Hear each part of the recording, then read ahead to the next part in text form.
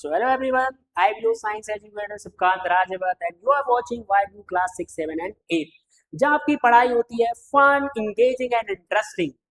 तो हम आपको सारे क्लासेस 6, 7, 8, 9, 10 सब आपको फ्री ऑफ कॉस्ट प्रोवाइड करा रहे हैं। कहाँ? यूट्यूब पर। तो देरी किस बात की है, सबसे पहले हमारे चैनल को फटाफट से सब्सक्राइब कर लीजिए। क्या आपने चैनल सब्सक्राइब कर रखा है? अरे बहुत बढ़िया। फिर क्या है, क्लास स्टार्ट कर देते हैं। कॉपी पेन निकाल लो, आज की डेट डाल लो, स्टार्ट होने वाली है आज की क्लास।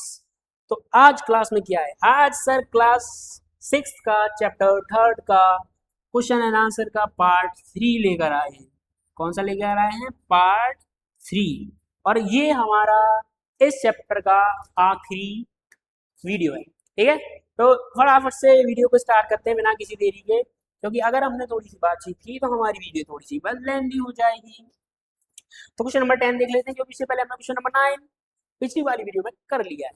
और अगर आपने वो वाला वीडियो नहीं देखा तो पता है यार तुम्हें क्या करना है, आई बटन पर क्लिक करो और जाओ देख के आओ। ठीक है, अब देख लेते हैं what do you think of Raman state. भाई रमन के स्टेटमेंट से तुम क्या समझते हो, क्या सोचते हो? हाँ भाई, देख लेते हैं रमन का स्टेटमेंट क्या है। रमन का स्टेटमेंट है कि all starch are carbohydrate. Raman कह रहा है कि सारे स्टार्च क्या होते हैं? कार्बोहाइड्रेट होते हैं। But all but not all carbohydrate are starch. लेकिन सारे कार्बोहाइड्रेट स्टार्च नहीं होते हैं। Describe the design of the activity to test your answer. हमसे कह रहा है कि एक्टिविटी डिजाइन करनी है जिससे आपका आंसर जो है जस्टिफाई हो। अब देखो, एक चीज मैं बता दूं, क्वेश्चन नंबर 9 हमने किया था जिसके अंदर मैंने बताया था कि जो कार्बोहाइड्रेट होते हैं उनके अंदर स्टार्च होता है, लेकिन शुगर जो होता है वो कार्बोहाइड्रेट होता है लेकिन उसके अंदर स्टार्च नहीं होता है। तो पहला तो हमारा यही हो जाएगा कि जरूरी नहीं है कि सारे कार्बोहाइड्रेट स्टार्च हो, क्योंकि शुगर भी तो कार्बोहाइड्रेट था, लेकिन वो क्या स्टार्च था? नहीं था सर।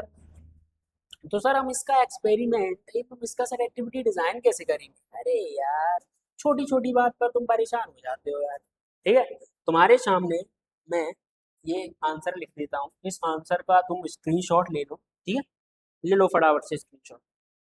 ले लिया स्क्रीनशॉट? चलो अब हम क्वेश्चन कर लेते हैं। अब बात आती है सर, देखो रमन का स्टेटमेंट जैसे कि तुमने पढ़ा था, रमन का स्टेटमेंट सही है। कैसे सही है? जैसे कि मैंने बताया था कि all carbohydrate but not all carbohydrate are starch. सारे कार्बोहाइड्रेट स्टार्च नहीं होते हैं, लेकिन हाँ ऑल स्टार्च आर कार्बोहाइड्रेट। लेकिन ज्यादातर स्टार्च कैसे होते हैं? कार्बोहाइड्रेट होते हैं। जैसे कि मैंने बताया था कि रमन जो है, रमन का स्टेटमेंट कैसा है सर? रमन का स्टेटमेंट सही है। तो इसके लिए हम कौन सा टेस्ट परफॉर्म करेंगे? क्वेश्चन नंबर 9 वाला। क्वेश्चन नंबर 9 वाला क्या था सर? कि आयोडीन लेना है और डिफरेंट कार्बोहाइड्रेट जैसे जैसे राइस होता है, राइस के अंदर क्या होता है सर? स्टार्च होता है। लेकिन सर शुगर के अंदर स्टार्च नहीं होता है।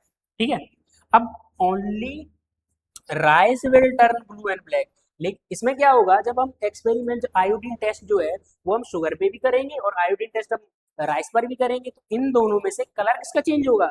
सर कलर चेंज होगा सिर्फ राइस वाले का, क्योंकि उसके अंदर स्टार्च है, शुगर के अंदर तो स्टार्च है ही नहीं, तो सर इसका कलर चेंज नहीं होगा। अब जब जैसे पता है तुम्हें कि जब स्टार्च होता है तभी इसका कलर चेंज होता है। ठीक है, तो उससे हमें क्या पता चलेगा? Therefore the confirming the fact that all starch are carbohydrate but all carbohydrate are not starch। तो हमने उसका स्टेटमेंट जस्टिफाई कर दिया है, एक्सपेरिमेंट भी बता दिया। कौन सा एक्सपेरिमेंट करना है सर?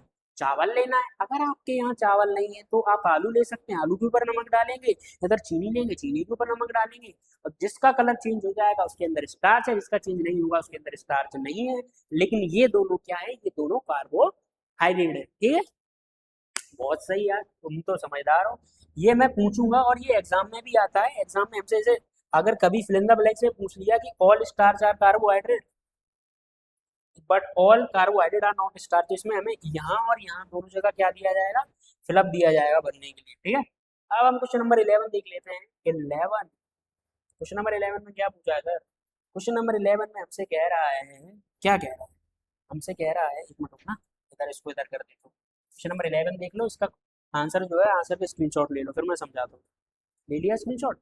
आप समझो, समझना ये है कि while using iodine in the laboratory, हमसे कह रहा है कि जब लैब के अंदर हम आयोडीन का इस्तेमाल करते हैं तो drop of iodine felt on the misty shocks and few fell on her teacher से साड़ी। तो हमसे कह रहा है जब लैब के अंदर वो आयोडीन का इस्तेमाल कर रही थी तो आयोडीन की कुछ बूंदें उसके सॉक्स पर गिर गई और कुछ बूंदें उसकी जो टीचर थी टीचर की साड़ी पर गिर गई। तो हमें बताना है the drops of iodine on the sari turn blue and black. हमसे कह रहा है कि जब उसकी मैडम की साड़ी पर जो बूंदें गिरी थी आयोडीन की उनमें तो सर कलर चेंज हो गया, वो तो ब्लैक हो गई। लेकिन जो सॉक्स था सॉक्स डिड नॉट चेंज, लेकिन सॉक्स का कलर चेंज नहीं हुआ। इसका क्या कारण, समझ रहे हो तुम? हमसे कह रहा है भाई एक टेक्स्ट लैब के अंदर गए थे, लैब के अंदर दो लोग थे, टीचर एक स्टूडेंट, स्टूडेंट और टीचर के जो टीचर की साड़ी और स्टूडेंट के सॉक पर क्या गिर गया था, आयोडीन की कुछ बूंदें गिर गई। लेकिन जो टीचर की साड़ी थी उसका कलर चेंज हो गया, लेकिन जो बच्चा था उसके सॉक्स का कलर चेंज नहीं हुआ। ऐसा क्यों? क्योंकि teachers sari contain starch, teacher की साड़ी के अंदर स्टार्च था। जैसे कि मैंने आपको बताया स्टार्च का कलर कैसा हो जाता है, चेंज हो जाता है। और इसकी वजह से the drop of iodine on the turn blue और ब्लैक, और जिसकी वजह से जो साड़ी के ऊपर जो आयोडीन गिरा था वो कैसा हो जाता है सर, ब्लू एंड ब्लैक हो जाता है। And on the other hand there is a no starch on the misty socks. और भाई जब मिस्टी के सॉक में कोई स्टार नहीं था, उसके मोजों में कोई स्टार नहीं था, जिसकी वजह से उसका कलर क्या नहीं हुआ, चेंज नहीं हुआ। ये तो सर बहुत आसान है sir. Question number 9, question number 10 और क्वेश्चन नंबर 11 तो सर एक कॉन्सेप्ट से ही पूरा क्लियर हो गया। हाँ, ऐसे ही क्लियर होता है। अब बढ़ते हैं क्वेश्चन नंबर 12 की तरफ। क्वेश्चन नंबर 11 को तोड़ने के बाद अब क्वेश्चन नंबर 12 भी तोड़ देंगे। पहले हम इसको समझा देते हैं, उसके बाद तोड़ लेना आराम से। Why are millets consider a healthy choice of food. Millets जानते हो ना क्या होता है, जौ बाजरा ये सारी चीजें। Can eating just millets सफिक for the nutritional requirement of the body. हमसे कह रहा है कि क्या सिर्फ हम मिलेट्स खाएं उससे हमारी बॉडी को सफिशिएंट न्यूट्रिशन मिल जाएगा? आपको ये बताना है। ठीक है, इसका आंसर जो है वो आप लो, एक मिनट रुकना, इसको आप स्क्रीन, हाँ अब ले लो, चलो अब स्क्रीनशॉट ले लो, तब तक मैं बता दूँ। ले लिया? अब देखो इसका समझना ये है कि दो मिलेट्स को हम लोग कंसीडर करते हैं किसमें, एक मिनट इसका पेन सेलेक्ट करूँ। मिलेट को हम लोग कंसीडर करते हैं किसमें, कंसीडर करते हैं sir healthy choice of food. और हेल्दी चॉइस ऑफ फूड की वजह से, क्योंकि इसके अंदर क्या होता है, because of numerous health benefit, क्योंकि इसके अंदर बहुत सारे हेल्थ बेनिफिट्स होते हैं सर इसको खाने से। क्या हेल्थ बेनिफिट होते हैं? क्योंकि इनके अंदर विटामिन होता है सर, विटामिन होता है इनके अंदर सर, मिनरल होता है इनके अंदर सर, आयरन होता है, कैल्शियम होता है, डाइटरी फाइबर्स होते हैं।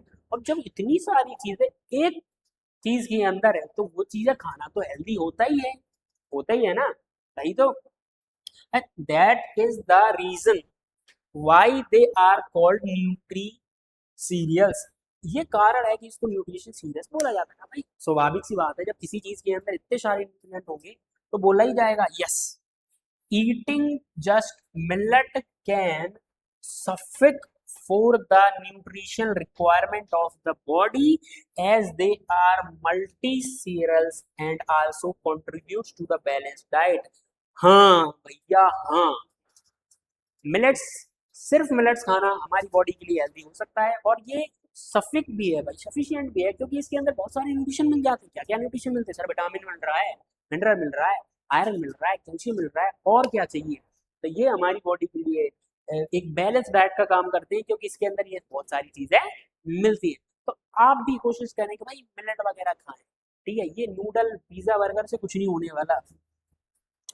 तो चलो भाई, देखते ही देखते हमने पूरा चैप्टर खत्म कर दिया और हम क्वेश्चन नंबर 12 पर पहुंच चुके हैं, जो कि हमारे इस चैप्टर का 13 पर, क्वेश्चन नंबर 13 पर पहुंच चुके हैं, जो हमारे इस चैप्टर का आखिरी क्वेश्चन है।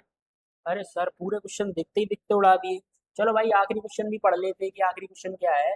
यू आर, क्या हुआ, you are given a sample of solution. आपको एक सैंपल ऑफ सॉल्यूशन दिया जाता है, and how would you check the possibility of being an iodine solution. तो आप कैसे चेक करोगे कि इसकी पॉसिबिलिटी आयोडीन सॉल्यूशन की हो सकती है? ठीक है, अब हम इसको चेक कर लेते हैं। चेक करना कितना आसान है सर। हम क्या करेंगे, हम करेंगे वी कैन चेक। कैसे चेक करेंगे? एक्सपेरिमेंट याद है ना, क्वेश्चन नंबर 9, 10, 11, 12, टाइटिंग भी सेम तरीके से हमको फोड़ना है। We can check whether the given solution is iodine solution और नॉट। हम कैसे बताएं कि जो हमें सॉल्यूशन दिया गया है वो आयोडीन सॉल्यूशन है या नहीं है? हम क्या करेंगे, by adding a small amount of starch in it. हम लोग क्या करेंगे, अब जैसे कि तुम्हें पता है कि अगर आयोडीन सॉल्यूशन है तो जब वो स्टार्च के अंदर जाएगा तो उसका कलर ब्लू या ब्लैक हो जाएगा। तो अगर हमें अभी नहीं पता है कि ये क्या है तो हम लोग अपना वही गैसिंग वाला थॉट लगाएंगे कि हाँ अच्छा, अगर ये आयोडीन है तो आयोडीन जब स्टार्च के अंदर जाएगा तो क्या हो जाएगा, वो हो जाएगा change. If the solution on adding starch turn blue या black then the solution is iodine. और लेकिन अगर इसका कलर चेंज नहीं होता है, if the solution does not turn blue black then ये सॉल्यूशन आयोडीन नहीं है। आयोडीन नहीं है, तुम्हें पता ही है कि आयोडीन को जब स्टार्च में मिलाया जाता है, स्टार्च को आयोडीन में डाला जाता है, क्या हो जाता है, उसका कलर चेंज हो जाता है। कितना सिंपल है। अब भाई ये आप देखो क्वेश्चन नंबर 9 10 11 12 18 ये सब एक ही कॉन्सेप्ट में निपट गए, एक ही कॉन्सेप्ट में सारे खत्म हो गए। तो कितना आसान होता है क्वेश्चन को तोड़ना, कितना आसान होता है क्वेश्चन को समझना, लेकिन आप है जो समझ ही नहीं पा रहे हैं। तो आज का वीडियो हमने, आज का चैप्टर हमने खत्म कर दिया है, ठीक है। क्वेश्चन नंबर जितने भी थे सब खत्म हो चुके इस चैप्टर के। कौन सा चैप्टर के? तो चैप्टर थर्ड के, क्लास 6 के। अब अगला वीडियो हम चैप्टर 4 का लेकर आएंगे जल्दी। तब तक आप क्वेश्चन जितने भी मैंने कराए हैं वो सब क्या करना है, आपको रिवाइज करना है, समझना है। अगर किसी भी क्वेश्चन में आपको कोई भी डाउट आता है तो भाई आपका भाई यहाँ बैठा हुआ है आपको समझाने के लिए, बताने के लिए। बाकी मिलते हैं इसकी नेक्स्ट वीडियो में। अगर अभी तक आपने हमारे चैनल को सब्सक्राइब नहीं किया है तो फटाफट से चैनल सब्सक्राइब कर लो, इतनी मेहनत कर रहे हैं इतना तो बनता ही है, ठीक है। तो मिलते हैं इसकी नेक्स्ट वीडियो में, तब तक के लिए पढ़ते रहें, देखते रहें क्या देखना है, 12वीं क्लास 7 एंड 8। तो चलो भाई।